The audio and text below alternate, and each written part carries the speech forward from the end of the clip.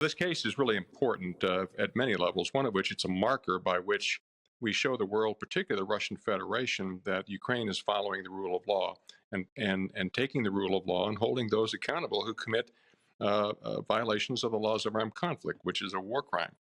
We have a young soldier here, tank commander, sergeant, who killed a civilian, totally prohibited under the laws of armed conflict. So the fact that he's pled guilty is also important because he realized that he was caught and that perhaps he would have a more lenient sentence.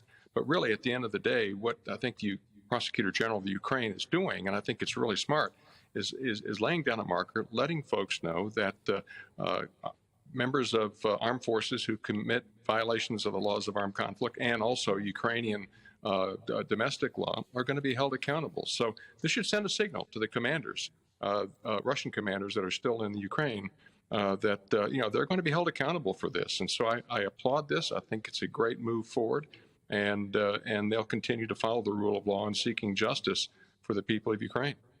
So do you think, David, that perhaps some of the Russian commanders on the ground in Ukraine, particularly at the beginning of this conflict, didn't see this panning out in this way? They didn't see that war crimes would be tried at all, never mind within the first 3 months of war breaking out?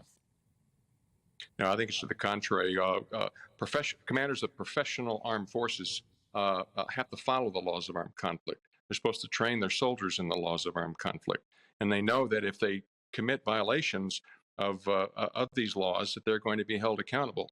Sadly, the Soviet and then the Russian Federation forces normally do not train in the laws of armed conflict. Their soldiers know nothing about it, and so it's a sad commentary. But professional armed forces around the world, particularly in the NATO countries, do follow the laws of armed conflict, train in the laws of armed conflict, ensure that their commanders are following the laws of armed conflict. Would it be any sort of defence for a soldier in this position?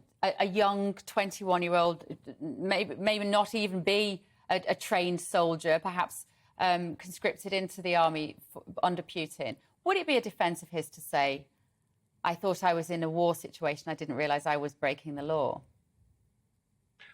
No, it's not a defense. Ignorance of the law is not a defense. Also, he can't use the defense that I was told to do this. My superior commanders told me to kill civilians. There's no defense of superior orders in this area of the law.